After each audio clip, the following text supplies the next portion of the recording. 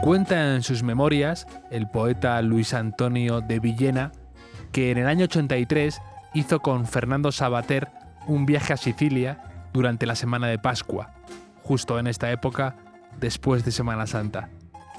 Dieron toda la vuelta a la isla parando en sitios emblemáticos. Savater acababa de leer a Goethe y Villena a Lawrence Durrell, así que cada uno iba siguiendo un poco las huellas de sus autores favoritos. Se quedaron en un hotel al pie del volcán Etna, que estaba activo durante esos días, con una pequeña erupción. Vieron la masa de lava incandescente avanzando hacia el mar con parsimoniosa lentitud. Vieron los hermosos templos de Segesta y Selinunte. Se quedaron también hospedados en el legendario Gran Hotel de Palm, en Palermo. Estuvieron en la dieciochesca y algo sucia Catania y pasearon por Siracusa. También escribe sobre la medieval Cefalú y sobre el maravilloso estrecho de Mesina, uno de los paisajes más bellos del mundo, en palabras de Luis Antonio de Villena.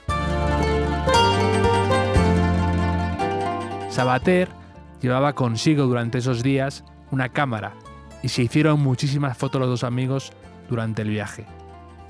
En una de ellas, recuerda Luis Antonio de Villena, posaron imitando a Goethe en unas ruinas. Lo curioso es que cuando los dos regresaron a Madrid, y solo entonces, al sacar el carrete para revelarlo, Savater se percató de que nunca hubo carrete ninguno. Vacío. Nada. Así que adiós a la lava del Etna avanzando hacia el mar con parsimoniosa lentitud. Adiós a los hermosos templos. Adiós al inspirador paisaje del estrecho de Mesina. Y adiós a las poses de los dos amigos imitando como pánfilos a escritores admirados.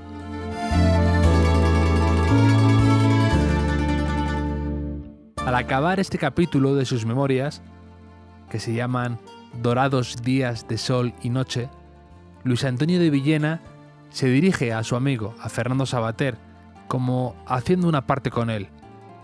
Y le dice: ¿te acuerdas del viaje a Sicilia, Fernando? Cenamos muy bien en un restaurante palermitano, un pequeño capricho que nos dimos, con vino volcánico del Etna, hablando de historia, de escritores y de unos chicos muy guapos de un equipo de fútbol local que estaban cenando al lado y que hablaban en un dialecto extraño, mezcla de muchas culturas.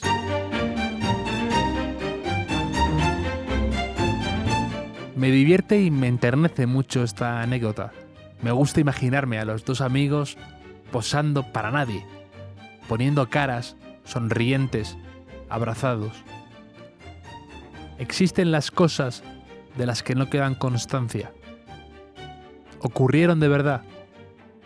Ahora que vivimos en una época en la que un bizcocho es merecedor de un book fotográfico y digno de una promoción y de una cobertura en redes sociales sin igual, ahora que solo nos falta salir al balcón con una hogaza de pan hecha por nosotros mismos, como Rafiki portando a Simba en El Rey León, y que todas las especies animales se arremolinen debajo de nuestra ventana. He hecho pan. Ahora que parece que todo hay que contarlo y compartirlo, me gusta esta anécdota, me gusta esta historia y cómo me gusta que solo haya quedado de los restos del naufragio de la memoria el recuerdo de un restaurante en Palermo, compartiendo una botella de vino con un amigo y una conversación. Pero yo tengo la convicción de que esas fotos que se sacaron existieron pese a no existir, pese a los estragos del paso del tiempo, que va avanzando con parsimoniosa lentitud, como la lava del Etna va hacia el mar.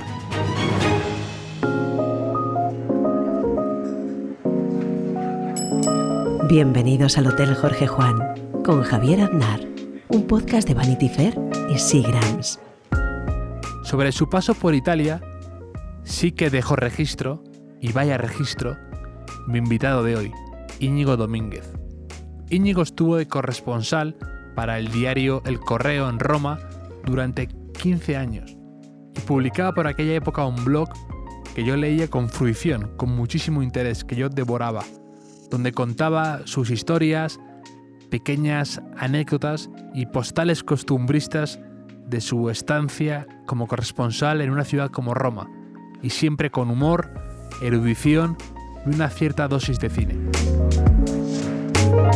De todas estas cosas vamos a hablar con él ahora mismo, que le tengo al otro lado, y vamos a compartir a distancia un chisporroteante Seagram's tónica, hablando de esto y del otro, tal y como hicieron hace muchos años en Italia, en un viaje del que no queda constancia, Fernando Savater y Luis Antonio de Villena. Esta conversación, al menos, espero sí poder grabarla, así que le voy a dar al rec. ¿Cómo estás, Íñigo? Hola, muy bien. ¿Qué tal tú? Todo fenomenal. Digo Confinados. Confinados. Y tú escribiendo todos los días en El País, tu diario viral, que está siendo realmente un contenido, perdona la redundancia, viral, porque me llega por todos lados y la gente se lo está pasando bien con tus entradas. Bueno, pues me alegro. Para eso lo hago, porque en estos días escribir algo que sirva para hacer todo más llevadero o para sentirse un poco más confortado o para ver las cosas de otra manera o para olvidarse un poco de lo que está pasando o tomárselo con más humor o con más tranquilidad, pues bueno, si lo consigo en alguna ocasión, algún día, pues ya me quedo contento. Me escribió ayer mi editora de Círculo de Tiza y me dice: las crónicas de Íñigo Domínguez son un oasis de empatía en un páramo de gritones y de gente que se empeña en entenderlo todo. Como decía Grace Paley, hay que valorar la importancia de no entenderlo todo. Y sí que es verdad que me ha parecido un buen apunte suyo. Sí, bueno, yo la verdad, sí, lo de no entenderlo todo, quiero decir que no hay que ser ningún genio para apuntarse a eso, pues es lo más fácil, lo más evidente, ¿no? O sea, los que somos más inútiles nos podemos apuntar a esa escuela teórica porque es la única que nos podemos permitir, ¿no? Como no lo entiendes todo, pues hablas desde esa franqueza, digamos, ¿no? De admitir que no, de la perplejidad, ¿no? Yo creo que es lo que habitualmente, pues muchos podemos tener, pero ya en esta situación, pues muchísimo más, porque es todo tan insólito, tan sorprendente, tan único, a la vez tan fascinante, luego tan terrible muchos días, ¿no? Luego está mezclado también con momentos bonitos, porque al estar cada uno en soledad en su casa, pues hay momentos de introspección, de tranquilidad, de recuerdos, piensas mucho y pues a veces pues te acuerdas de amigos, de libros que has leído, ves fotos, música y es una atmósfera muy especial, o sea, tiene momentos de todo, ¿no? Con lo cual es una vivencia única que estamos todos teniendo, a la vez, ¿no? Porque a lo mejor pues uno se va un día de viaje, hace un viaje que le marca su vida, ¿no? Y entonces pues esa vivencia para él es muy especial y ha tenido mucho impacto en su vida, en su forma de ver las cosas, o en cómo se plantea la existencia, o yo qué sé. Pero es que ahora es que toda la humanidad prácticamente simultáneamente estamos viviendo la misma experiencia, ¿no? Entonces sí, eso nace de realmente una experiencia única. Sí, aparte otras situaciones similares que hemos podido vivir, como, pues no sé, se me ocurre la crisis de 2008 y cosas así, pero no golpean a todos los países a la vez. Y esto sí que, en cambio, algunos países, pues como el nuestro, Italia, con más dureza si cabe, pero que notas que todo el mundo está igual y todo el mundo está con la misma mirada de, como tú has dicho antes, de no dar crédito y de vivir algo insólito, ¿no? Sí, porque esto nos iguala a todos realmente. Es decir que, hombre, cambia obviamente el lugar en el que te toca pasar esto, porque puedes estar en una mansión con jardín y puedes estar en un piso de 40 metros cuadrados sin ventanas exteriores, ¿no? Pero esos son los extremos. En medio, la mayoría de la gente tiene una casa, bueno, pues más o menos normal y la experiencia es muy similar. O sea, da da igual que tengas un sueldazo o cobres justito. Al final, como los únicos gastos que tenemos es ir al supermercado y a la farmacia, si acaso, pero no hay diferencias, ¿no?, entre lo que puede estar viviendo una persona forrada de dinero y alguien que no tenga tanto, ¿no? Obviamente quien es pobre, pues sí, porque lo está pasando mucho peor que quien no tiene trabajo. Pero en el centro de todo, vamos, estadístico, estamos, yo creo que la mayoría, y es una experiencia común, muy, muy, muy similar, ¿no? Que nos hace a todos entrar en un periodo imprevisto y no querido de reflexión. O sea, que aunque uno no quiera y no esté en sus planes para hacer reflexionar, pues lo hace porque tienes más tiempo y te dedicas. Luego, además, lo insólito de la situación te hace pensar, ¿no? Te hace pensar en el mundo que tenemos, en la vida que uno tiene, haces balance, lo que quieres hacer, lo que quieres cambiar, lo que te gusta, lo que has hecho, lo que no has hecho, tu pasado, tu futuro, en fin. Sí. O sea, uno te puede estallar la cabeza también, claro. O sea, pero te hace vivir a veces con tu soledad. A lo mejor hacía años que no pasabas un rato solo, salvo que perdieras un avión en el aeropuerto, ¿no? Y bueno, pues yo creo que eso tendrá algo positivo, espero. En esto ya estamos viendo que hay dos escuelas, ¿no? Las de, bueno, esto a lo mejor cambia algo a mejor y el mundo después es distinto. Eso es una escuela, ¿no? Que a lo mejor esto sirve para algo. Y la otra es, esto va a ir fatal, va a ser todo, bueno, aparte de que ya sabemos todos que está yendo muy mal, porque hay una gran crisis económica, hay mucha gente sin trabajo, empresas con pérdidas que van a cerrar. Aparte de eso, que esto pues que puede exacerbar lo peor, enfrentamientos de unos con otros, brechas sociales, etc. Bueno, no sé, nadie sabe lo que va a pasar. Pero es indudablemente que ya ahora nos está cambiando y hay algo por lo menos que yo veo que sí es positivo. O sea, la parte de que la gente por lo menos dedique más tiempo a pensar y que yo creo que tiene una sensibilidad más especial y paramos un poco en una vida a lo mejor que llevábamos todos un poco alocada, ¿no? Porque es la vida que teníamos, de trabajar y currar y muchas horas y de aquí para allá y bueno, no sé, un parón de estos, igual que deseamos que lleguen las vacaciones, pues un parón de estos, aunque no lo habíamos previsto, pues no sé, lo mismo nos hace algún bien, no lo sé. Y no tiene que ser tampoco muy fácil escribir como tú estás escribiendo todos los días sobre lo que ves, lo que te llama la atención, porque al ser una situación tan delicada, sensible, siempre, pues cuando hay algún fogonazo de humor en tus textos, siempre está ese toque de no caer en la frivolidad, porque tú te mueves siempre muy bien en eso, ¿no? En el humor y en encontrar a veces lo absurdo dentro de esta situación que es que de por sí es extraña y nunca vista. Sí, bueno, yo creo que ayuda a haber hecho muchas veces el ridículo, ¿no? Entonces, eso te ayuda a buscar siempre el equilibrio. Pero es verdad, porque en esta situación hay muchas cosas, ¿no? Y al mismo tiempo necesitamos un poco de sentido del humor para sobrellevarlo, pero al mismo tiempo inmediatamente que uno hace una broma se da cuenta de que vivimos una situación trágica, porque hay gente que está muriendo, hay gente que está perdiendo sus seres queridos y luego hay gente que está perdiendo su trabajo, hay gente que no sabe cómo va a vivir el mes que viene, con lo cual manejar los registros bien Sí, difícil. Sí. O sea, entonces, es que pero a veces sí. No, os digo que si no te pasa como lo de Televisión Española con el Diario de Cuarentena, esta serie que han sacado, que me parece un debate interesante, ¿no? De si es el momento adecuado o no, si se puede hacer humor dentro de esta situación. Y yo no tengo una posición muy clara. Lo que pasa es que es verdad que si lo haces, tienes que ser muy bueno y hacerlo bien. Porque si no, se te complica. Sí, no, yo estoy a favor del humor en todo. En las situaciones más terribles, el humor...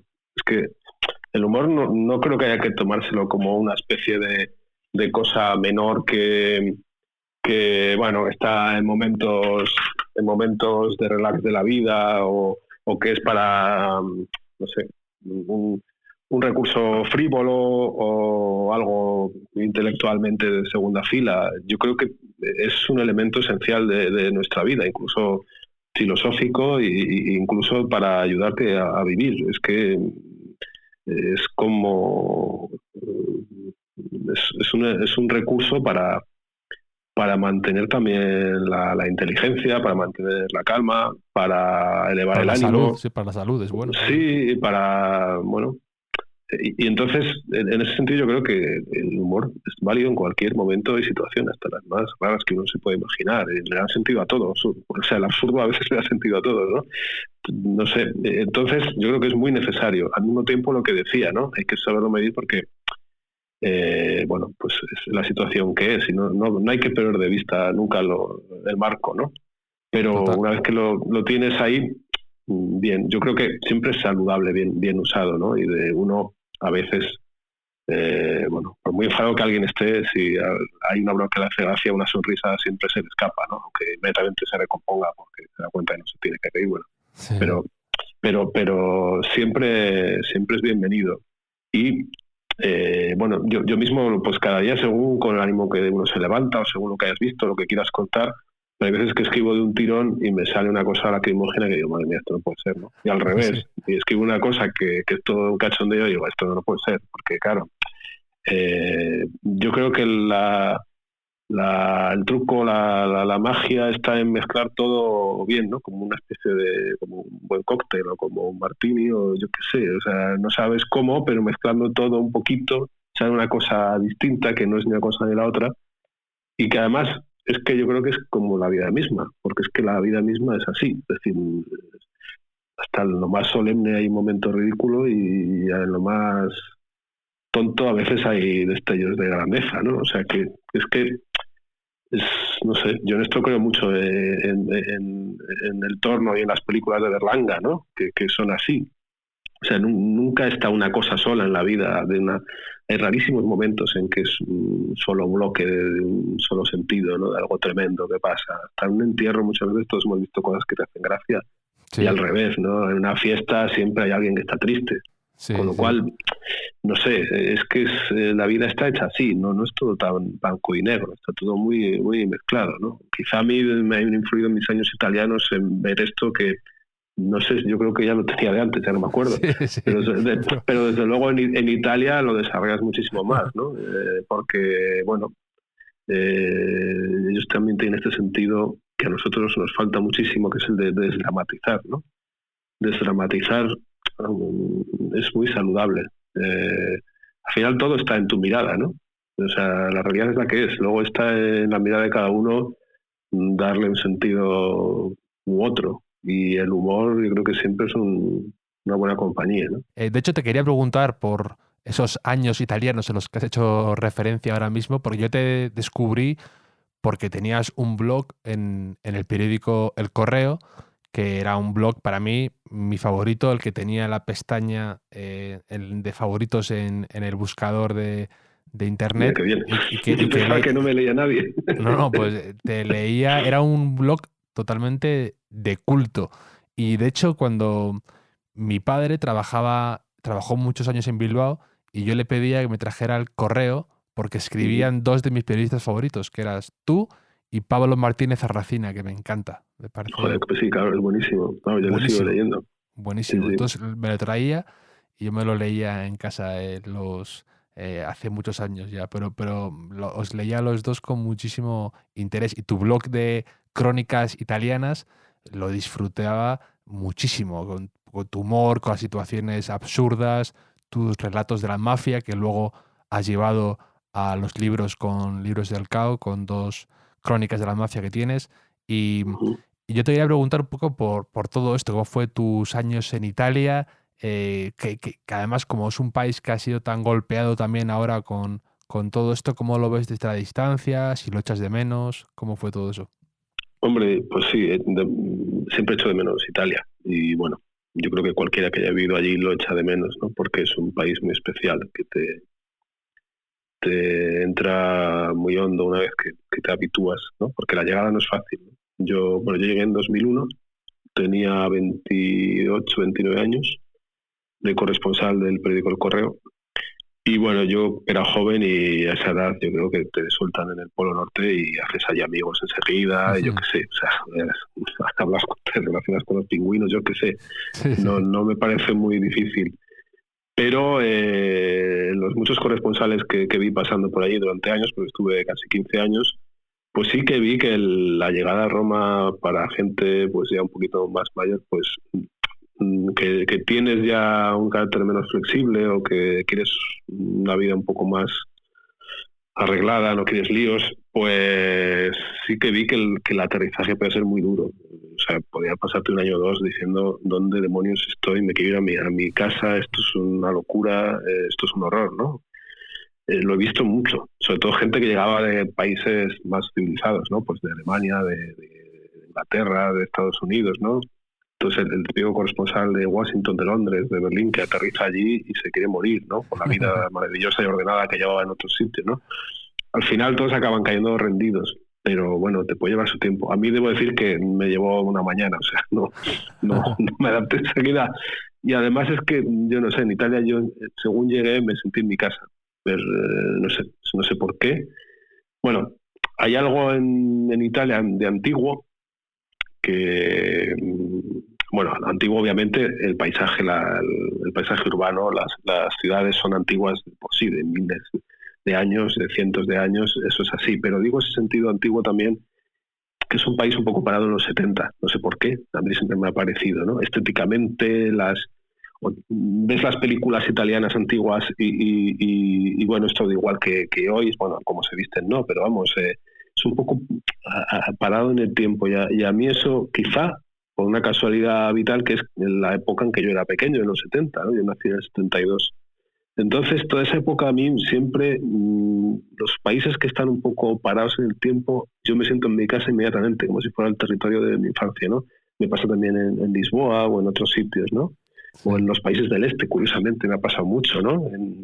En Belgrado, o en Albania, o no sé, o sea, con todos los países que no están en la vanguardia de las modas y de la civilización, pues yo me siento más cómodo, no sé por qué. ¿Tienes cierta atracción por la decadencia? No la decadencia, sino que quizá como ha ido todo después, a mí me siento más incómodo. Por eso yo cada vez me sentía más a gusto en Italia y menos en España, porque justo cuando me fui empezó el despegue ya de España, iba volviendo a España en verano, en Navidad, y cada vez me iba gustando menos. La gente se volvía cada vez más loca, todo el mundo comprándose pisos y cochazos, y yo no entendía nada, ¿no?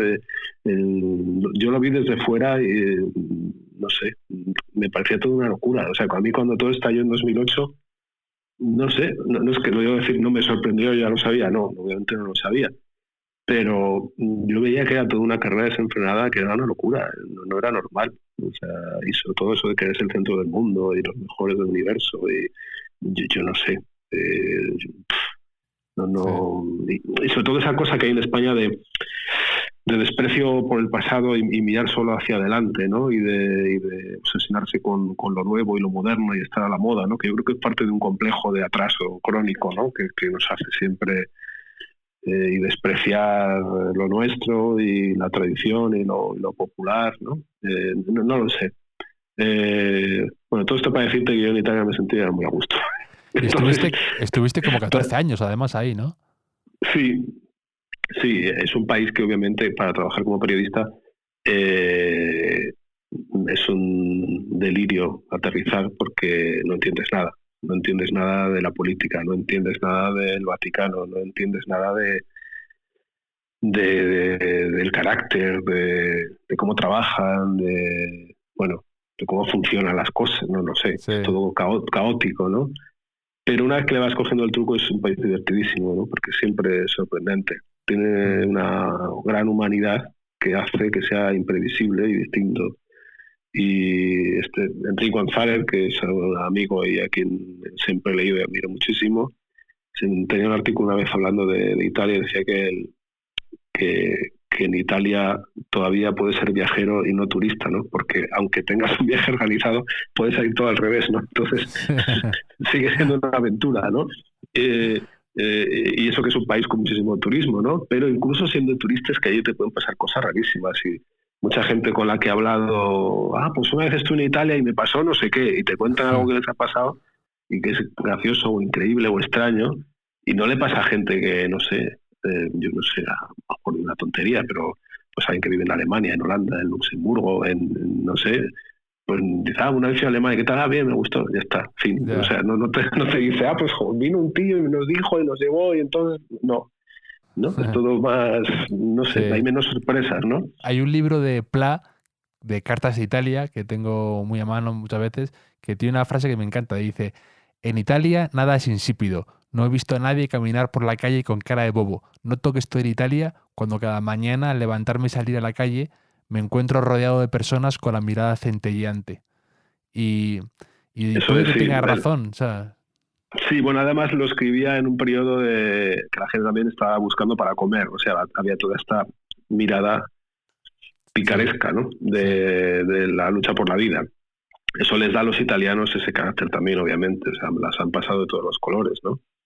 Y son supervivientes a su propio país y a sus propios políticos también, ¿no? Y a sus propios compatriotas, porque está lleno de desgraciados, hijos de la gran.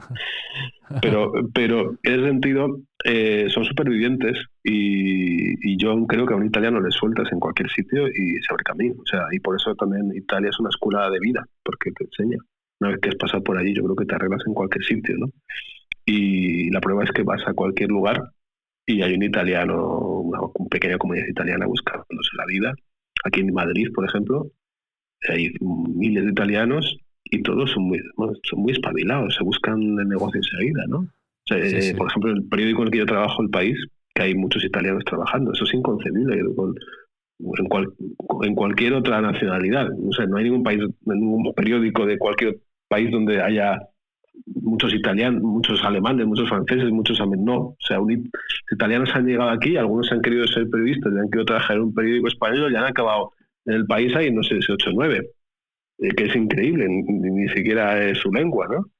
Pues es un pueblo que se adapta, es una gente especial con talento para adaptarse a los lugares, para sobrevivir, muy flexibles, muy listos, muy espabilados, tienen un gran sentido de desdramatizar, la ligereza, tomarse la vida como viene, luego disfrutarla, los placeres de la vida, y luego son muy prácticos. Eso les diferencia muchísimo de nosotros, ¿no? Siempre hay este mito que somos iguales, somos muy distintos. Pero es que uno de los puntos donde más lo veo es eso, que el italiano es muy práctico. El español siempre es muy idealista, muy abstracto, se da contra la pared por defender no sé qué cosa, tiene alto sentido de sí mismo, siempre está sentando cátedra, no sé. El italiano es muchísimo más hábil y más práctico en resolver las cosas. Yo cuando tengo una situación difícil, un problema en la vida, a veces digo, bueno, ¿qué haría un italiano en esta situación, ¿no? ¿Qué haría en mi lugar? Obviamente, como no soy italiano, no soy capaz, pero es que es una gente especial para eso, ¿no? Y bueno, en ese sentido, yo creo que a veces, siempre lo he dicho, o sea, que nosotros nos italianizáramos un poco. Y luego sí se españolizaban un poco también, porque al final es que es un país que es muy poco serio, ¿no? Entonces, a veces algo de...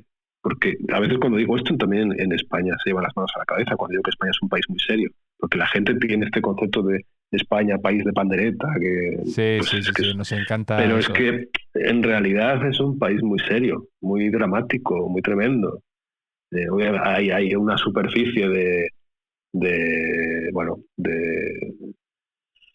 gracietas y de bromas y de picaresca, etcétera, y bueno, pues hay algún que otro chorizo también y hay un poco de informalidad, pero luego, bueno, en eso es que Italia está a años luz, o sea, en cuanto a corrupción, por ejemplo, o a informalidad o falta de seriedad, o no lo sé, o sea, nosotros comparados con los italianos somos alemanes. Es así. Entonces, también en Italia, por eso yo creo que muchos italianos aquí se sienten muy a gusto, ¿no? Porque es un país que ven que hay cierta afinidad, nos llevamos bien, y es un país que funciona y la gente es más seria, se trabaja mejor. Si vas al banco, entras, te abres una cuenta en 5 minutos. O sea, yo no sé, yo cuando llegué a Italia, creo que estuve 3 meses para abrirme una cuenta.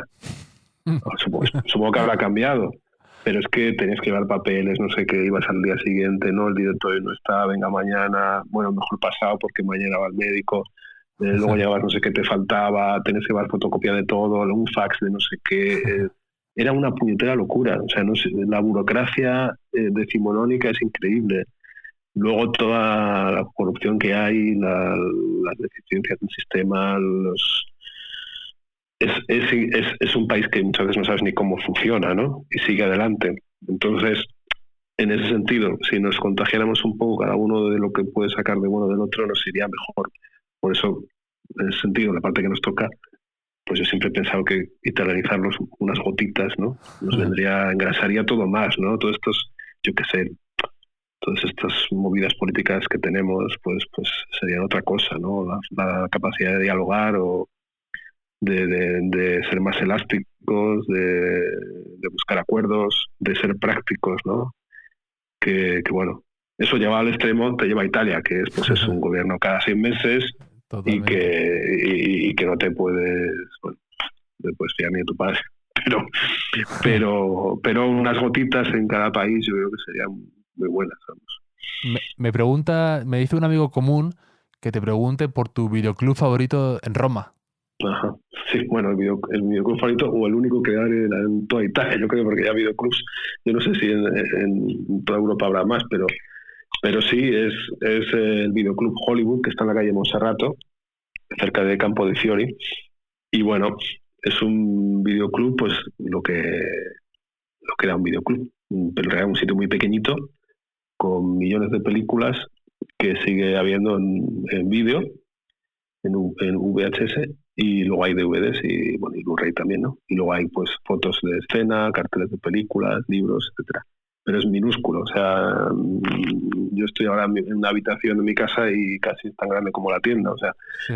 Y luego la lleva Marco y es una tienda que lleva abierta, pues creo que es del año 80 o final de los 70. Y es un refugio para los amantes del cine. Yo, de hecho, cuando llegué a Roma me pillé una casa del primer sitio que vi porque tenía que aterrizar, pero con la idea de luego buscar un sitio que me gustara. En esa primera casa estuve un año y luego me cambié a otra, y una de las razones principales fue porque descubrí este videoclub y me cogí la casa al lado. Y ahí me dedicaba a drogarme de cine. Pues cogía películas, pues eso, casi cada 2 días, 3. Y bueno, tenía cine de todas las épocas, de todos los países, y ahí, bueno, pues yo ya tenía una pasión por el cine italiano, porque, bueno, la cultura italiana antiguamente en España llegaba, no sé por qué, bueno, también porque tuvo esos años buenos la cultura italiana, ¿no? Tanto en el cine como la música, como la literatura, pues los 40, los 50, los 60, y la cultura italiana llegaba mucho a España. Entonces cualquiera de mi generación, yo creo que en su casa pues había discos italianos, habían películas italianas, en tu casa sabían quién era Mastroianni, Tognazzi, Monica Vitti, ¿no? Y eran pues figuras respetadas y mitos, ¿no? Ahora un niño no sabe quién es, y dudo que un niño sepa citar un actor, un músico italiano, ¿no? Ahora pues te citan americano, supongo, ¿no? Pero entonces había una conexión que se ha perdido, ¿no? También porque el nivel ha bajado. Sí, pero yo he descubierto mucho cine por tu italiano, por tu blog, muchísimo, porque comentabas películas y hacías referencias a esas películas que luego me entraba la curiosidad de descubrir un poco más, que quizá no conocía en su época yo a, pues yo qué sé, a Fellini, por ejemplo, y tu blog pues me daban ganas de leerlo. Claro, es que además a mí para el blog, por ejemplo, me vino muy bien el cine para explicar el país, porque el cine italiano explica muy bien Italia, porque el cine italiano es muy cercano a la calle, está muy a ras de suelo. Bueno, de hecho inventaron el neorrealismo ellos, ¿no? Y entonces eso hace que entiendas muy bien el país. Y entonces yo a veces hablaba de algo y decía, mira, esto con esta escena de esta película se podría explicar. Entonces cogía y metía una escena, la buscaba en YouTube y la ponía, y entonces luego la traducía, y a veces justo lo que quería decir se explicaba muy bien en una escena, ¿no? Eso me llama la atención, que en España sería difícil de hacer, ¿no? Porque el cine español no explica tanto el país. Bueno, quizá no hay tantas películas y no hay una industria como tal, pero nunca ha sido tan a pie de calle, yo creo. O sea, sí que hay muy buenas películas y algunas son representativas de algo, pero el carácter nacional como tal, yo no sé si se podría desmenuzar una autopsia tan refinada y tan despiadada, incluso como ha hecho el cine italiano, ¿no? Claro, tuvieron grandes genios, ¿no? Pero cuando tienes a Monicelli o a Risi o a Germi o a Fellini que te destripan el italiano medio, y bueno, pero claro, es que en esos años, los años de despegue económico de Italia, pues fueron años de creatividad y bueno, tuvieron unos años muy muy buenos, ¿no? Únicos, y bueno, se dio ese gran momento que a veces ocurre en la vida de los países, ¿no? Y sí, yo gracias a este videoclub pues me tragué todo el cine que podía y más, y no solo italiano, sino, yo qué sé, tenían toda una sección de cine africano, por ejemplo, que es una cosa alucinante, y luego pues cine mudo y cosas así, ¿no? Cine mudo que está tan olvidado, pero que es una maravilla, pero también a mí como corresponsal, el ver películas italianas me ayudaba a comprender el país, porque es que tu trabajo como corresponsal, el primero y más difícil es entender el país, porque es que si no, ¿cómo lo cuentas, no? Te sientes siempre inseguro. O sea, el primer año, 2 años, 3 años, hasta que te empiezas a enterar, tienes 1000 dudas. De cada vez que escribes algo, siempre estás pensando que estás diciendo una obviedad, que estás cayendo en un estereotipo, que no te estás enterando de nada. Entonces, muchas veces te vuelves loco llamando a los amigos que haces para que te sitúen, para que te den ese contorno de la realidad que es necesario para saber lo que está pasando, porque si no, puedes decir unas tonterías increíbles, ¿no? De hecho, pues uno las dice cuando estás empezando, si no eres muy prudente, ¿no? Porque siempre tienes la tentación o el tic de generalizar, o de dar cosas por sentadas, o de pontificar, o de suponer cosas, ¿no? Pero claro, eso que en periodismo siempre es un mal cuando eres corresponsal, que no es ni tu país. O sea, porque normalmente cuando eres periodista, eres un periodista, eres español, naces en España, escribes en un periódico español, bueno, tienes que tener muchísimo cuidado porque la realidad no tienes ni idea de lo que es. Si no preguntas, no te enteras, vas a los sitios, preguntas a quien sabe, ¿no? Pero la base de que es tu país, que sabes cómo funciona, que sabes las cosas normales, elementales de la cultura de tu país, simplemente porque has vivido ahí, eso es un volumen de información que ni te imaginas, que ya lo traes de serie. Pero si te sueltan en un país, estás a cero, pero a cero, que es que a veces no sabes, cuando llegas, aparte del idioma, por ejemplo, es que a veces no sabes ni más de 5 ciudades, o no conoces la historia del país, o no sabes ni sus cantantes de moda hace 10 años, y a veces lo que es más importante, las chorradas de la vida cotidiana, ¿no? De las costumbres, los giros coloquiales, o las bromas, o yo qué sé, ¿no? Para entender tu blog estaba lleno de esas pequeñas escenas y viñetas casi cotidianas del día a día, ¿no? Eso era lo más, para mí lo que más me gustaba, incluso, que no esa la épica de la actualidad o del momento de la última hora, sino también el entender un país a través de pequeñas escenas cotidianas. Eso te hace gracia siempre. Por eso he disfrutado tanto los libros de Enrique González, al que antes has mencionado, porque a través de sus libros, recopilando pequeñas historietas y pequeños detalles, te configuras tú una imagen de ese país en el que está. Sí, es que se trata de eso. Al final eres como el familiar de alguien que vive no sé dónde y le cuenta cosas de ese sitio, ¿no? Uh-huh. En este caso los lectores tienen a alguien allí que no es su familia, pero bueno, pues como un primo lejano que les cuenta cosas. Entonces sí, te interesa saber las noticias, pero pues cosas de la vida de todos los días, que al final es lo que... Es que ese toque humano es muy importante, yo creo, en el periodismo, ¿no? Es difícil porque siempre está este dilema de la objetividad, la subjetividad, pero si pierdes la humanidad, pierdes interés, porque es que es así. Entonces, si estás cerca de las cosas normales, siempre haces todo más, aparte de más ameno, más auténtico, y luego lo humano siempre interesa. Es que es muy, muy curioso. Hasta la tontería más nimia, sí. si si es algo que tiene su gracia o que es algo simpático, que es algo curioso, interesa muchísimo, ¿no? Por eso también el trabajo de corresponsal en eso es muy bonito, porque te permite mucha más libertad, ¿no? Te permite más margen de hacer pues más crónica que noticia pura y dura, ¿no? Entonces, pues estás contando un país en cualquier noticia, con lo cual puedes jugar más, ¿no? Puedes añadir otros elementos más subjetivos, ¿no? Y entonces, por eso yo creo que es un trabajo muy bonito. O sea, dentro del periodismo, que a mí me parece uno de los trabajos más bonitos que uno puede hacer, pues yo creo que el de corresponsal yo creo que es el mejor. Y yo creo que ya corresponsal en Roma, pues de los mejores. Sí, Aunque tampoco he tenido la suerte de ir a otros países, por mucho que lo he intentado, pero porque, bueno, cada uno al final es en la vida como sale, ¿no? Sí. O sea, yo estuve en Roma 15 años, pero no te creas que fue por mi voluntad. O sea, yo he sido feliz en Roma, pero yo a los 4 o 5 años me quería ir porque era un culo inquieto, ¿no? Más que no hubo manera de irme, no hubo manera. Yo estuve buscando la manera de irme a cualquier sitio, a China, donde fuera, a cambiarme con quien fuera, o sea, incluso ofrecí bajarme el sueldo, no había manera. Y nada, al final me fui quedando allí. Y bueno, me hubiera gustado, pues, es que yo creo que viajar es la forma más, o sea, que con menos esfuerzo te haces una cultura, ¿no? Si no tienes que leer tienes que leer el doble.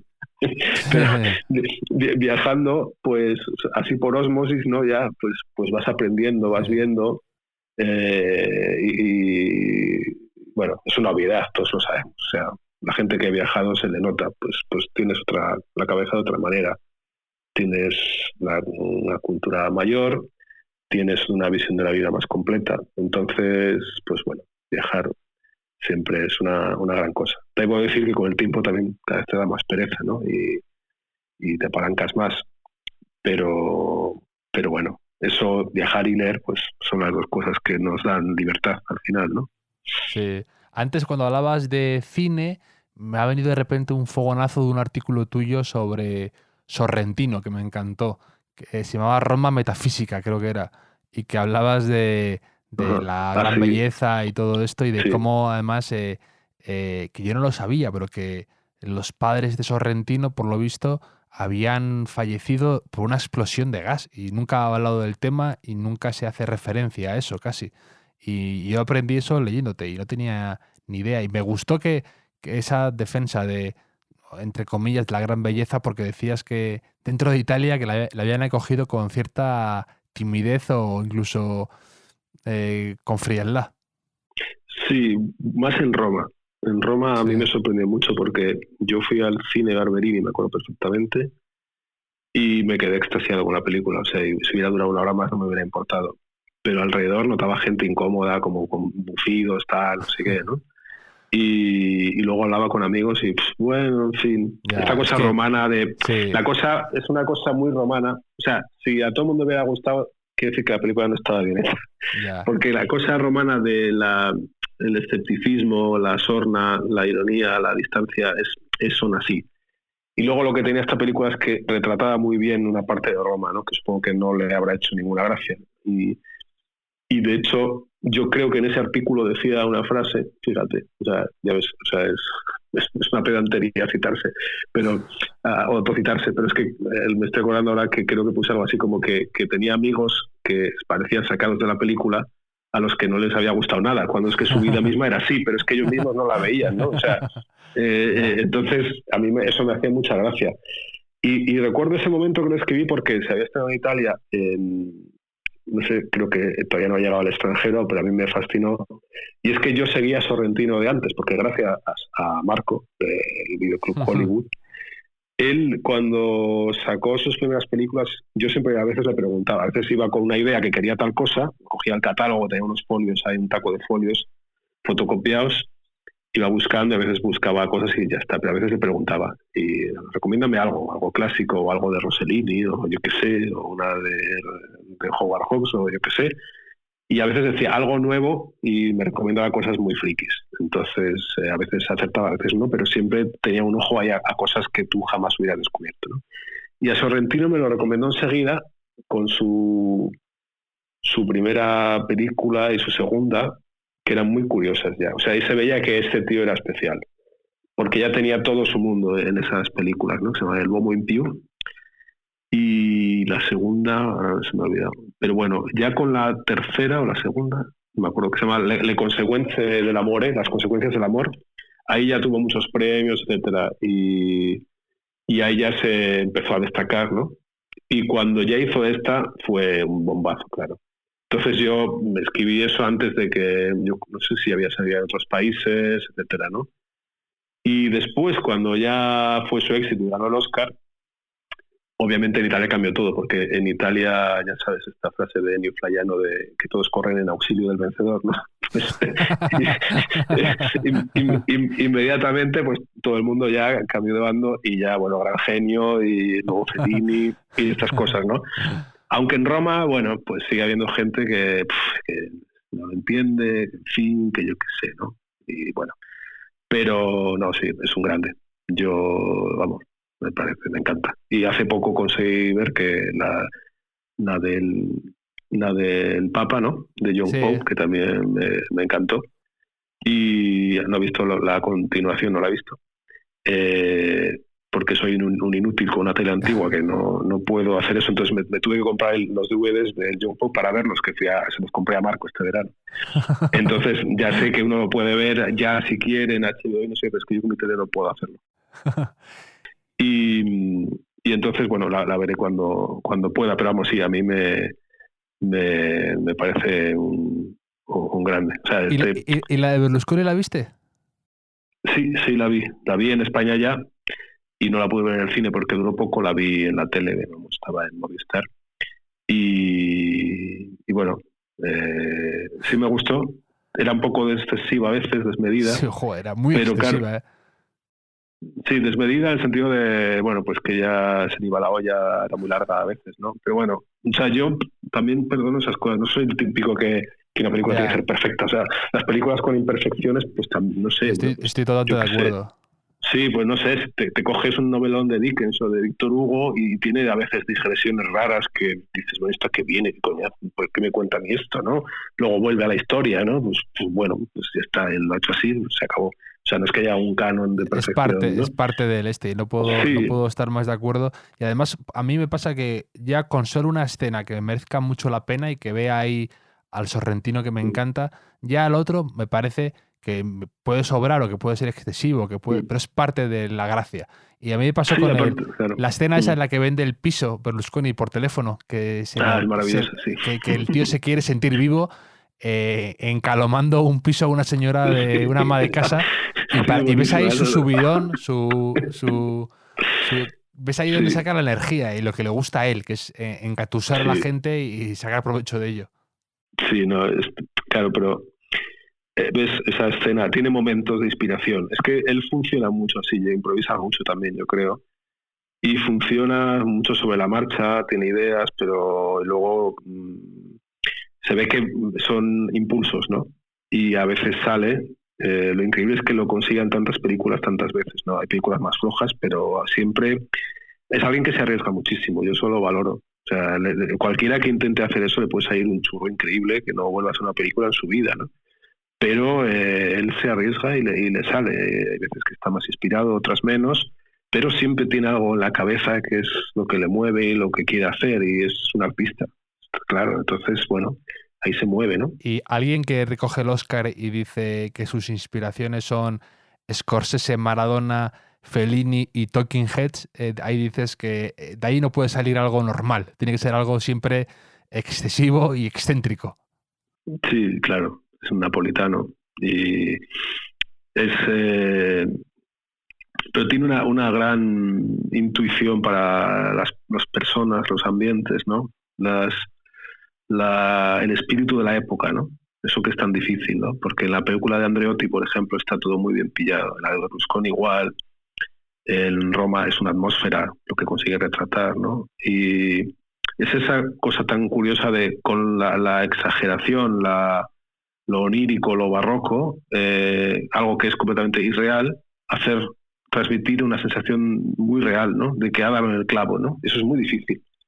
O sea, con algo que es completamente fuera de la realidad, hacerte sentir que algo es real, que es verdadero, ¿no? Eso es muy extraño. O sea, eso es llegar a un sitio por dando toda la vuelta por la puerta de atrás. O sea, o sea, como para ir de Madrid a Barcelona, irse hacia Estados Unidos, dar la vuelta al globo y llegar a Barcelona por el otro lado del planeta, ¿no? O sea, pues es que hacer eso es muy difícil, ¿no? Algunas películas, yo creo que, por ejemplo, la de Andreotti, la de Berlusconi, un italiano ve 5 veces de cosas más que un espectador no italiano, porque claro, está lleno de cosas que un italiano ya sabe, o que deduce, o que entiende inmediatamente sobre la marcha lo que hay, ¿no? Porque, sobre todo en la de Andreotti, por ejemplo, la del Divo, claro, sin conocer la historia de Italia de esos años, te pierdes muchísimo, porque es muy complicada la historia de Italia. Y la película tiene que hacer muchas elipsis, muchos sobreentendidos, ¿no? Yeah. Entonces, todo lo que contiene y lo que encierra es enorme. Entonces yo creo que un espectador no italiano quizás se puede perder. Aún así puede llegar a apreciar lo que hay, ¿no? Obviamente. Y quizá te da pie a interesarte por algunos temas o algunos asuntos, ¿no? En la de Berlusconi pasa igual. Lo que pasa es que al ser un personaje más conocido y más cerca de la actualidad, pues hay menos problema de comprensión. Pero hay cantidad de claves que un italiano descifra inmediatamente, ¿no? De lo que está contando. Pero lo increíble de la película de Berlusconi, es lo que iba a decir antes, que se me olvidaba, es que todo eso que ahí parece tan alucinante era la normalidad en Italia en esa época. Eso que parece tan inverosímil era así. O sea, eso es lo que tiene Sorrentino. Que cuenta cosas inverosímiles también de un modo muy exagerado, pero es que se acerca mucho a la realidad. El mundo berlusconiano con las tías y su forma de ser y lo que eran sus ruedas de prensa y su forma de gobernar, su forma de relacionarse con la gente, era eso. Y yo lo viví como todos los italianos, toda la gente que vivía en Italia en ese momento, y bueno, y todo el mundo que veía a Berlusconi en la tele todos los días, fuera de Italia, ¿no? Lo vivíamos con eso como si fuera normal, con este hombre, ¿no? Que en el fondo es un bribón simpático, ¿no? De gran escala, pero que es lo que le hace así tiene ese magnetismo, ¿no? Porque luego le imprimió ese sello a esa época. Yo justo llegué en 2001, en marzo de 2001, y en mayo fueron las elecciones y las ganó, que ya se veía que las iba a ganar. Y ahí empezó la época de Berlusconi de 2001 hasta que cayó, ¿no? Pues casi una década. Y esos años fueron, cuando los vivías, es increíble, todo era increíble, ¿no? Pero vivías con ello y ya está, y coló y se hizo normal, como muchas de las cosas que hemos vivido después, porque Berlusconi, Italia siempre anticipa cosas, ¿no? Y con Berlusconi, que era una rareza, bueno, pero es que hoy tenemos a Trump, o sea, que es una especie de Berlusconi a la enésima potencia, ¿no? En el país más poderoso del mundo. Sí, sí. En los años de Berlusconi era una rareza única. Es decir, un empresario sin escrúpulos, que con problemas, que puede acabar en la cárcel, etcétera, que ve un hueco en la política y se lanza él. Y con sus medios de comunicación, su dinero y su capacidad de enganchar y de conectar con las capas más bajas y con el italiano del corazón medio y los instintos más elementales, consigue llegar al poder además aliándose con la extrema derecha más alucinante y con racistas xenófobos de la Liga Norte, ¿no? Eso en los finales de los 90, principios de 2000, era un escándalo en Europa, era increíble. O sea, alguien que no es político, que se mete en política por dinero, que solo hace negocios, que no respeta las instituciones, que lo usa para fines privados. Bueno, a eso hemos llegado ya. Ya es normal en el mundo, ¿no? O sea, era un pionero. Es así. Entonces, abrió un camino. Simplemente estaba anticipando los tiempos. Por eso Italia, que es un laboratorio político, es siempre interesante, porque hace cosas muy locas que luego en realidad simplemente es que las habían hecho antes que los demás. Porque Sí. la Liga Norte y el movimiento 5 Stelle, pues bueno, luego los hemos empezado a ver en otros países, cosas parecidas, ellos muchísimo antes, ¿no? Entonces, a mí lo que pasa siempre es interesante. Sí, a mí lo que pasa con Berlusconi es que a veces nos llegaba aquí una imagen ya demasiado distorsionada y caricaturizada y una sombra de una sombra de una sombra. Y a veces yo he descubierto mucho Berlusconi a través de tus libros, de lo que te he leído en el blog y de tus libros en Libros del Cao, de Crónicas de la Mafia, que he descubierto a un personaje con muchas más capas de lo que te puede aparentar a simple vista, que yo creo que se ha quedado a veces con él como que se nada en la superficie, pero cómo se fraguó este personaje, los tejemanejes que tuvo, cómo fue comprando gente, policías y gente así un poco de una manera cuanto menos rara, pues sí que lo he descubierto gracias a tus libros. Y de hecho te quería preguntar también por esto, por la mafia en tus libros, que hay 2 en Libros del Cago, son altamente recomendables porque son de verdad muy divertidos y muy entretenidos de leer. Yo te quería preguntar por esto, ¿por qué la mafia en el fondo resulta atractiva? Porque se ve en tus libros, se ve en series como Los Soprano, que hemos visto y devorado, e incluso de algún modo casi hasta empatizado con esos personajes. ¿Y por qué es tan atractiva? Pues me han hecho esta pregunta a veces, yo también a veces me la he hecho. En mi caso, me interesó, bueno, primero como corresponsal, porque era parte de mi trabajo. Entonces, mi primer interés fue puramente funcional, que era, tengo que saber de esto porque, joder, Íñigo, eres corresponsal en Italia, tienes que enterarte bien de la mafia para no hacer el ridículo y poder escribir de ello, ¿no? Igual que cuando llegaste tienes que hacer una cultura de la historia de la Iglesia Católica y del Vaticano y convertirte en un experto en papas, encíclicas y la historia de la Iglesia en 2000 años, ¿no? Que eso es una cultura abrumadora para meterte en vena así de cero, ¿no? De la que luego aprendes muchísimo, ¿no? Y la mafia era uno de esos elementos italianos que estaba ahí, y el más complicado, yo creo. Y también el que siempre ibas dejando para otro día, porque al final de política, de Vaticano, de no sé qué, pues de calcio estás escribiendo todos los días. Pero la mafia era un tema que aparecía de vez en cuando. ¿Y por qué? Bueno, porque justo esos años son los años de invisibilidad de la mafia, digamos, que se dedicaba a los negocios y no pegaba muchos tiros, por un lado, entonces no salía mucho. Y luego que es un tema que cada vez que salía algo era tan incomprensible que es que rehuías directamente el asunto. O sea, cuando luego había una gran noticia, pues escribías las clásicas obviedades, estereotipos, como todo el mundo, y ya está. Pero era difícil enterarse bien, y informarse y estar realmente enterado, ¿no? Entonces, bueno, yo empecé a leer libros al principio por miedo al ridículo, que siempre es un gran motivo, un gran estímulo para hacer cosas. y luego te vas enganchando, porque eso es el siguiente motivo que ya me interesó una vez que estuve obligado. El siguiente motivo fue que es que las historias de la mafia son buenísimas. O sea, como material literario, novelesco, son increíbles. Por eso luego hay películas de eso, porque es que no tienes todo. O sea, pero sin inventarte nada, muchas historias de la mafia parecen de películas, ¿no? Porque son así en la realidad. Entonces, eso ya te engancha. Y luego ya, pues te quieres enterar de todo, ¿no? De las grandes sagas, de dónde viene esto, de dónde viene el otro, cómo acabó qué fue de no sé quién, y bueno, y luego cómo se entreteje con la historia de Italia desde el principio, pues es que al final acabas dándote cuenta que para entender Italia tienes que saber la historia de la mafia, porque están unidas, ¿no?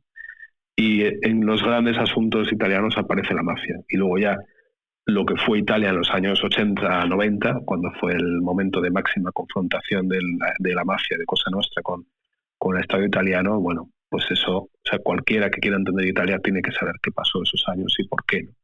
Con lo cual estás obligado a hacerte un curso de historia de la mafia. Luego, estaba yo en eso ya metido, cuando en el periódico, en el Correo donde yo trabajaba entonces, lo que pasa en verano, ¿no? Que en verano pues siempre se hacen cosas distintas, que a mí me encanta para eso el verano, porque es como cuando los periódicos de repente hacen cosas que deberían hacer todo el año. Yo no sé por qué no hacen cosas así todo el año, o sea, vamos a hacer como que estamos en verano, ¿no? Hacemos como que estamos en verano y hacemos cosas locas, extrañas, de otra manera, divertidas o distintas. Bueno, pues no, el resto del año no se puede. Y eso que en verano hay menos gente, es que es graciosísimo, yo no entiendo. Pero bueno, son las inercias que tenemos todos, ¿no?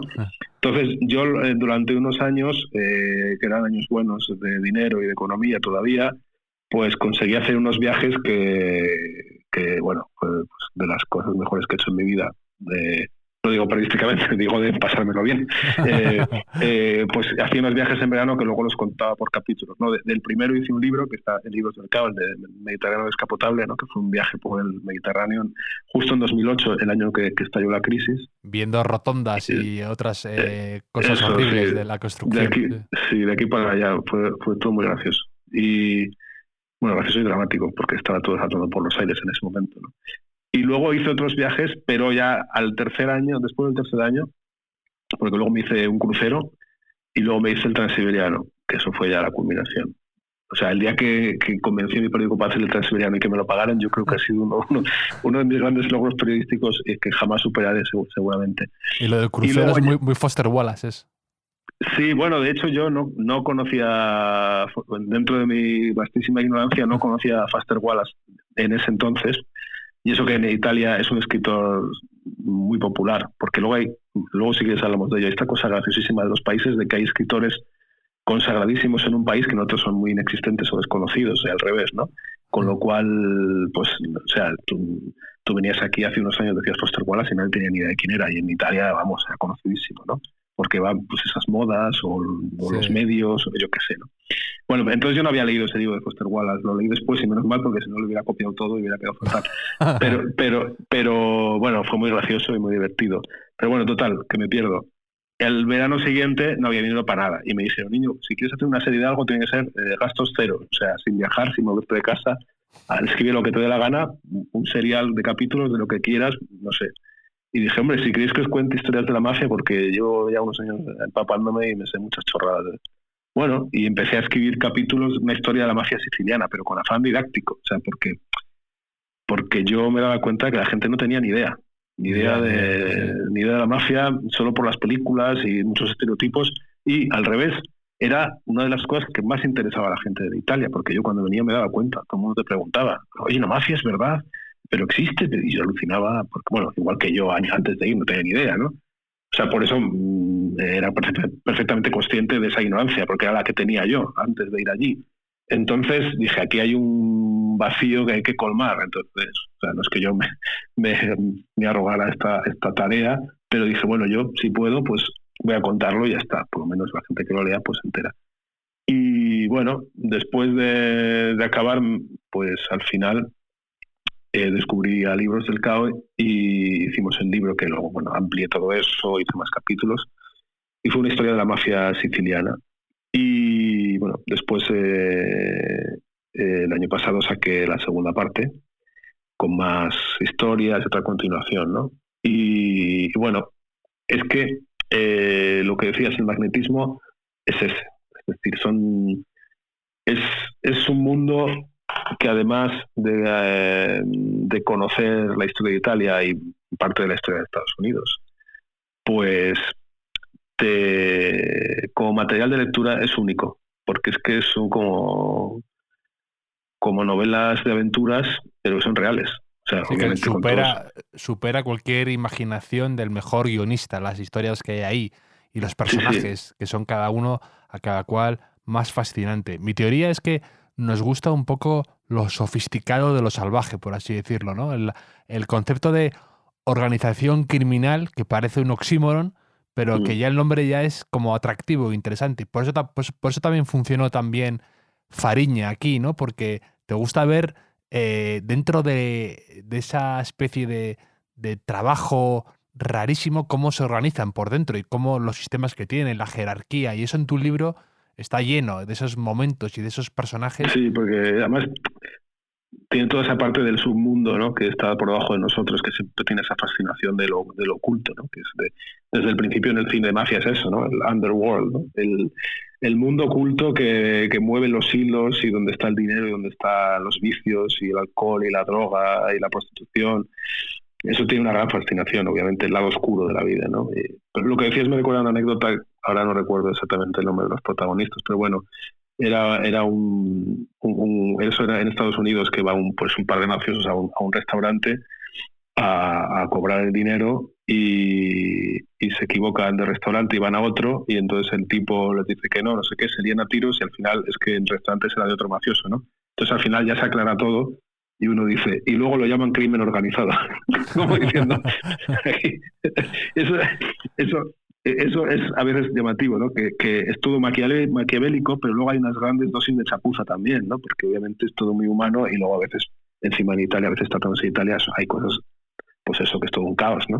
Sí, Entonces, pero a mí me hace gracia siempre lo de el tema este de cobrar el impuesto, de cobrar un impuesto por cada ventana que se ponía en Nueva York o en el sistema de basura y todo eso, que me hace gracia, como esas pequeñas empresas medio serias, pero que están manejadas por estos tipos. Es todo muy, muy fascinante.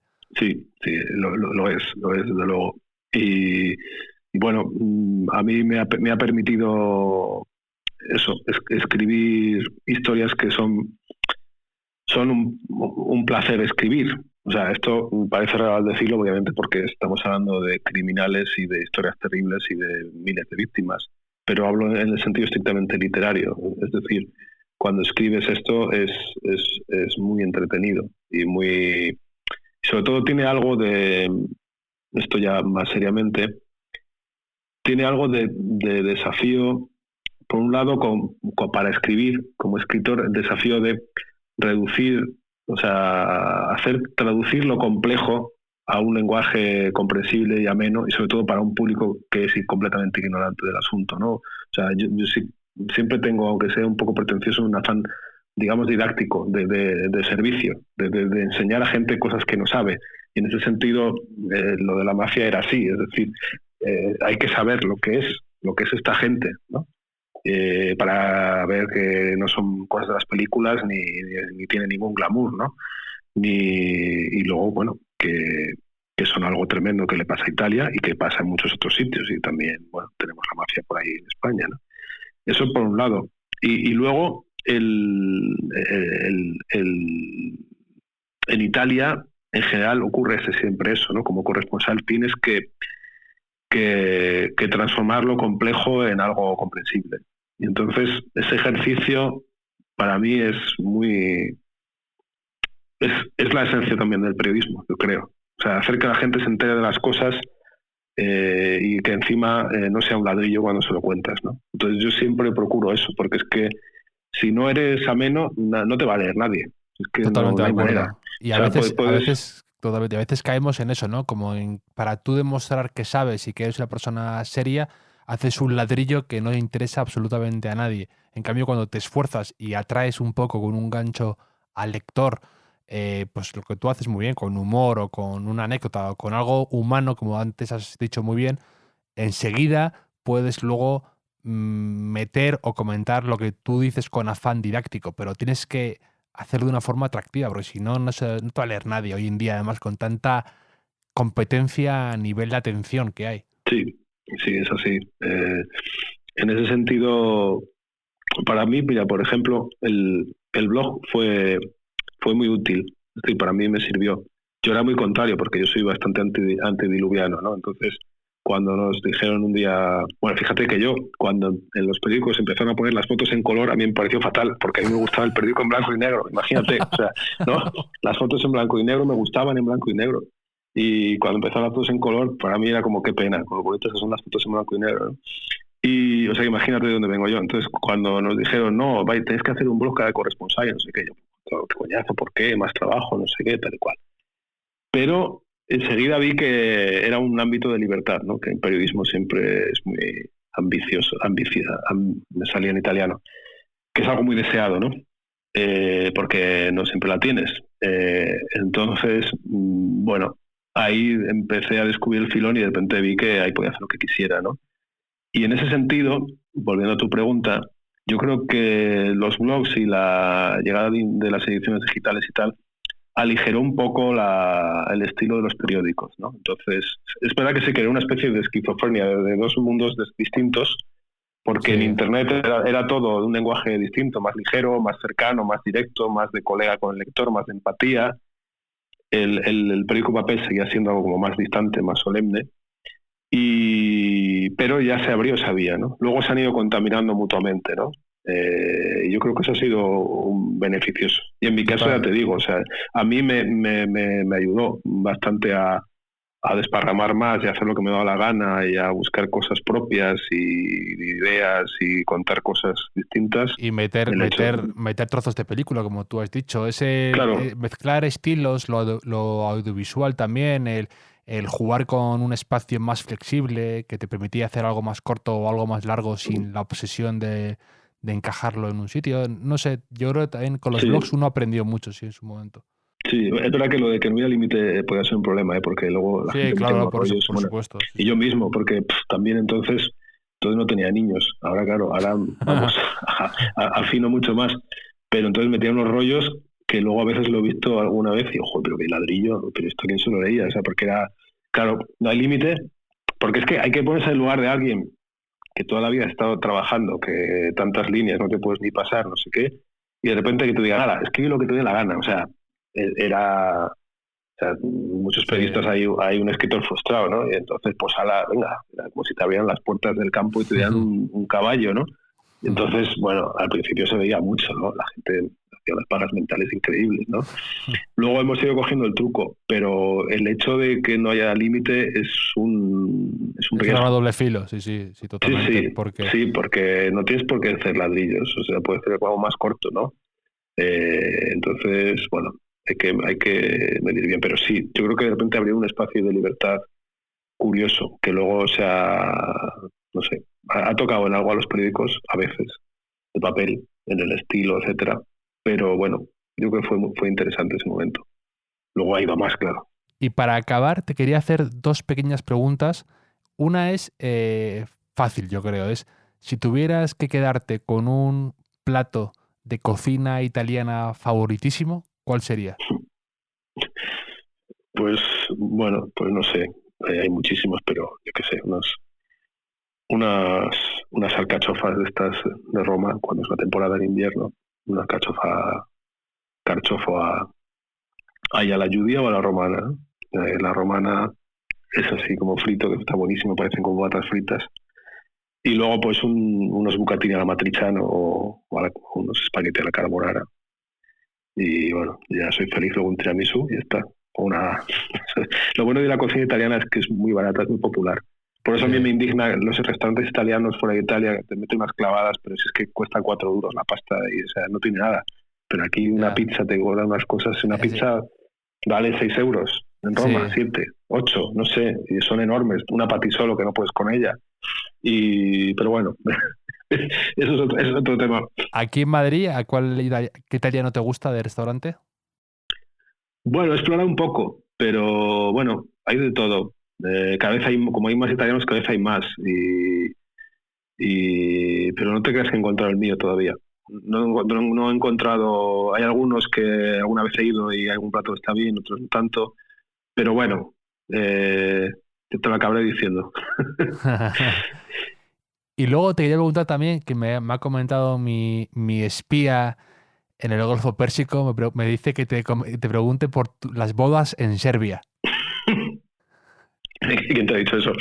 Pues yo fui padrino de una boda serbia en Belgrado, sí, por el padrino testigo, y de un amigo, muy buen amigo, que se casó allí y con una serbia. Y bueno, pues fue una boda divertidísima, pues como una película de Kusturica, ¿no? Acabamos ahí en el Danubio, en uno de estos barcos con gitanos tocando el acordeón y bueno, o sea, pues eso, menos pegar tiros al aire, pues pasó de todo. Fue muy gracioso. A mí el mundo balcánico me encanta. Y bueno, también tiene eso que te he dicho antes, ¿no? Que no sé por qué allí me siento en mi casa, no sé por qué. Es muy familiar, me resulta muy familiar todo, no sé. También el carácter, yo que tenemos algo parecido. Y tengo un amigo allí que tenía una teoría, ¿no? Que decía que todos los países que han sido frontera con los musulmanes están obsesionados con el cerdo, ¿no? Como España, Serbia o Grecia, ¿no? Y es verdad. Entonces quizá hay algo ahí, alguna conexión cultural que no sé, te hace... El cerdo como piedra angular de todo. Sí, no, y de carácter y de, bueno, son un poco trogloditas también. Y luego son un pueblo muy vital, tienen un punto melancólico, yo qué sé, no sé.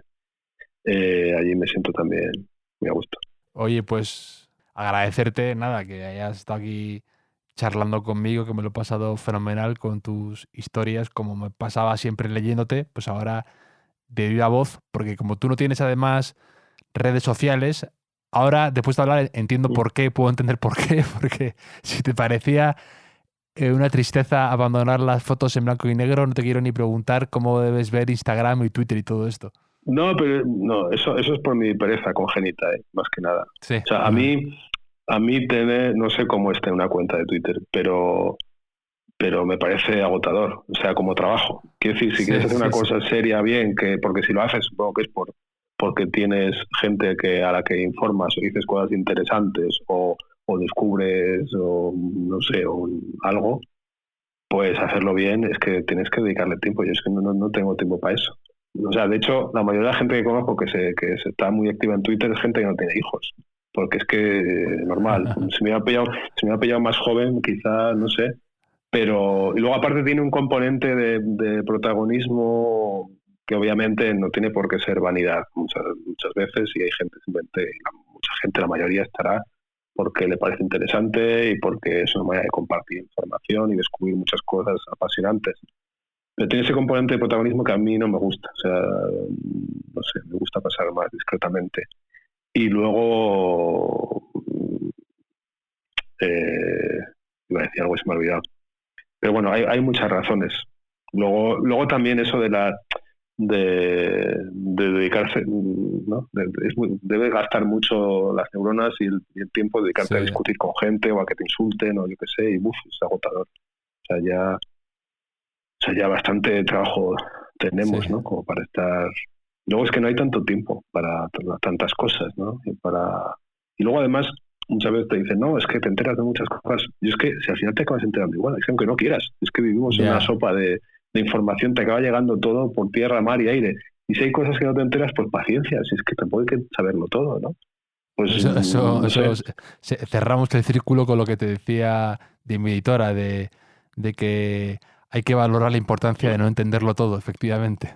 Tú mismo has acabado dándole la razón a mi editora. Pues mira, pues sí, porque es que sí, hay algo bulímico en eso de estar todo el día. Y luego hay ese componente de adicción al móvil, que es que yo lo llevo fatal. O sea, yo tengo demasiado tiempo el móvil ya. Si tuviera Twitter, no sé qué, es que no podría. Sí. O sea, yo intento todos los días usar el teléfono lo menos que puedo, y aún así es demasiado. Pues pero es que no me parece sano estar todo el día mirando el teléfono. Entonces, es que me afecta a la cabeza, afecta a la concentración y no lo sé. El otro día leí algo que me hizo gracia, que decían que cuando tú ves a un amigo o en una cena o a quien sea sacar un móvil del bolsillo, es como el bostezo de nuestra generación, que tú también automáticamente lo haces, ¿no? Y me pareció una observación bastante inteligente. Sí, es verdad. Y luego hay otra cosa que creo que la escribí este verano en algunos artículos. Entonces, como estuve en bares, te dedicabas a mirar a la gente, ¿no? Y hay una escena que vi varias veces que es muy, muy impactante. Es muy cotidiana, pero cuando te fijas, que es, tú estaba en un bar sentado observando, ¿no? Y ves una pareja o dos amigos hablando. Están hablando y uno se levanta para ir al baño. Y el segundo de que ha desaparecido, el otro saca el móvil inmediatamente, ¿no? Sí, porque como no somos capaces de estar solo contigo mismo. Sí, ¿no? Que estás esperando que se vaya, pero no solo que se vaya, sino que vaya y no te vea, ¿no? Sí. O sea, que es como que luego vuelve y lo escondes para que no te vea, que haces como que no has mirado el móvil, ¿no? Cuando en realidad, bueno, lo has mirado, ¿por qué ocultarlo, ¿no? Pero tú mismo eres consciente de que hay algo de vicioso en eso, ¿no? De vicioso de estar ahí mirando y seguramente para nada, por yo qué sé, a ver si te llega un mensaje o yo qué sé, una chorrada, ¿no? Pero ese componente adictivo a mí me pone muy nervioso. O sea, yo lo sufro también. O sea, soy también adicto, aunque lo evite, porque a veces no puedes evitarlo. Pero ese componente adictivo no me gusta. O sea, todo lo que te crea adicción desconfío. Y te quita la tranquilidad. Y no sé. Entonces, todo este cúmulo de cosas hacen que no tenga en redes sociales, porque es que hasta el momento no he sentido la necesidad.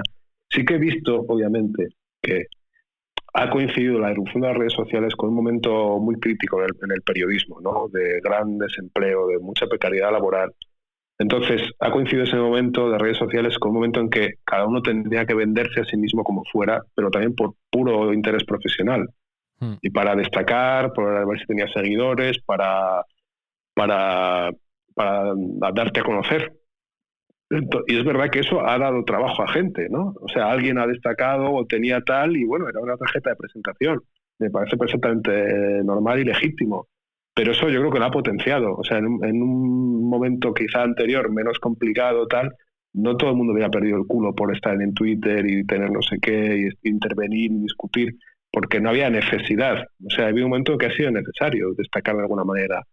Y el problema es que una carrera para destacar pues se hacen tonterías también, ¿no? Y es un mundo muy agotador. Pero yo creo que también eso ha influido. Obviamente habrá gente que ha nacido más joven, que ha nacido en el mundo, que ya es así y que es un elemento más y ni se lo planteará, ¿no? Yo, que no lo he vivido antes y después, sí que he visto que en un determinado momento tenías que estar ahí porque, pues eso, porque nunca se sabe. La vida da muchas vueltas. Mañana me echan y, joder, yo tengo que ser alguien, ¿no? O sea, tienes que labrarte una imagen, una marca, ¿no? O sea, era así. O sea, yo quizá porque ya tenía un buen empleo en ese momento y no sentía la necesidad, o porque, bueno, quizás si lo hubiera necesitado lo hubiera hecho también, no lo sé. Pero bueno, yo también confío mucho en el trabajo silencioso que dé frutos y que al final pues se reconozca de alguna manera, ¿no? Entonces, bueno, quizá Sí, decir esto cuando yo, no sé, quizá decir esto cuando ya tenía tu trabajo y tal, bueno, pues, pero alguien que empieza lo entiendo, que busque cualquier arma. Y es verdad que así ha salido a la luz gente que de otra manera lo hubiera tenido más difícil, ¿no? Porque si hay alguien brillante, me da igual cómo se exprese y cómo lo demuestre, si es escribiendo una novela, haciendo un cortometraje o siendo alguien ingenioso en Twitter, pues ya está, si sale adelante, pues cualquier cosa vale, ¿no? Lo que pasa es que a mí particularmente es que no me ha tocado y no me ha apetecido. Pero tú eres el ejemplo de que se puede ser leído y puedes tener público a pesar de no tener redes sociales, que es el efecto contrario, ¿no? Es decir, que a mí me parece muy bien que todos tengamos, y yo soy el primero que las utiliza mucho, pero que a veces eso no es condición necesaria y suficiente para que te lean, sino que tú eres el ejemplo y Enrique González, otro, por ejemplo, de gente que no está en redes sociales, pero que se le lee con interés y que al final acaba llegando a los lectores, que es como... Sí, pero bueno, también, por ejemplo, me puedo beneficiar, en el sentido de que alguien lee un artículo mío y le gusta, lo retuitea. Es decir, yo sin estar ahí también Sí, claro, recojo los frutos, ¿no? Es decir, no reniego de eso, porque bueno, es un medio más de comunicarse a la gente, ¿no? Y luego alguna vez alguien me manda un mensaje con un tuit de alguien que es algo muy gracioso, que es algo muy interesante, o es una información. Sí. Pero estar ahí para una perla que encuentras de vez en cuando, estar 24 horas poniéndote la cabeza, saturándote, o en el caso de alguien que trabaja en un medio como yo, que muchas veces pues te estás aguantando pesados o gente que te insulta, pues ya, o sea, yo vivo muy bien sin saber los efectos de lo que hago y de lo que escribo. Pero claro, es que cuando yo empecé a trabajar, antes pues escribías tu artículo y ya está, ya se acabó. Y al día siguiente llegabas y escribías otro. A lo mejor alguien llamaba al día siguiente para cagarse en tu padre o escribía una carta al director, pero bueno, no sabías más de lo tuyo y desaparecía y otra cosa, ¿no? Hoy en día todo tiene una vida posterior y estás pendiente, ¿no? Te puedes estar pendiente de los comentarios y de si lo retuitean y de cómo ha funcionado en redes y de cuántos lectores. A mí eso me saca aquí, yo no quiero saber nada. Porque es que da igual, o sea, ¿va a cambiar eso tu forma de hacer las cosas? Pues no. Lo único que puede hacer es alterarte el ego de alguna manera. O te lo dispara o te lo machaca, porque resulta que piensas que eres una nulidad porque nadie lo retuitea. Que es absurdo. Igual que de repente a un día algo se retuitea muchísimo y lo que sea, y te puedes pensar que es la pera. Pues no, pues bueno, habrá días que hagas cosas mejor, otras peor, y habrá días que otros que hagas que ni se entere nadie. Pero yo creo que se vive mejor sin ser... Totalmente. Sin estar pendiente, ¿no? Porque eso es muy agotador, es muy agotador. Sí. O sea, y te quema mucho y, no sé, te puede llegar a volver loco, ¿no? O sea, y luego condicionar, voy a hacer esto a ver si, porque he visto que funcionó, que madre mía, qué locura. Eso es lo que leía una vez, de manténgame informado, pero no demasiado informado, ¿no? Pues es que a mí pasa igual eso, yo no quiero que me manden nada de estadísticas, ni visitas, ni clics, ni qué ha funcionado, porque más ahora a mí me mandan todo tipo de gráficas, de cifras, de una información súper ya detallada. Yo no tengo, a mí no, porque además eso te puede sugestionar de alguna forma y puedes además sacar conclusiones erróneas. Es decir, este artículo funcionó muy bien porque trata este tema, cuando a lo mejor no, fue porque casualmente ese día había más tráfico, yo qué sé. Entonces, eso lo puede sacar a veces conclusiones erróneas y mejor yo prefiero vivir en la ignorancia también en eso. Sí, no, aparte que te tienes que fiar de tu instinto y hacer lo que tú crees. O sea, estar pendiente de lo que piensan los demás puede ser muy ingrato y además muy corrosivo. Entonces hay que aislarse un poco y ya está, ¿no? Entonces tú haces lo que crees que está bien, como crees que está bien, y si te equivocas, paciencia. Y yo creo que uno mismo es su crítico más feroz muchas veces, ¿no? O sea, yo todos los días, cada vez que escribo algo, luego lo reescribo en la cabeza y lo voy a cambiar 1000 veces, o esto lo he hecho mal, o se me ha olvidado esto, o vaya mierda. Bueno, uno ya lo sabe. Si uno hace un poco de análisis, pues un día estás más contento, otro menos, pero cualquiera que escriba está dándole vueltas a coco todo el rato. Si encima estás pendiente del qué dirá y no sé qué, acabas medio loco, ¿no? Entonces, así estoy yo. Creo que es, no sé, es mejor hacer las cosas como uno cree y seguir tu instinto y no estar pendiente de los demás, porque, bueno, pues no sé, pero eso pasa en todos los ámbitos de la vida, yo creo, ¿no? Sí, estoy muy de acuerdo con esta última reflexión tuya. Así que no te robo más tiempo. Te agradezco enormemente que te hayas tomado una copa de Seagrams a distancia conmigo y espero coincidir o por aquí o en un restaurante italiano o en Santander con tu hermano, ¿vale? No te digas que te vas a librar así. Una copa de Seagrams me tienes que invitar realmente. Sí. No. El confinamiento da estos pretextos, pero no. Yo quiero la de verdad.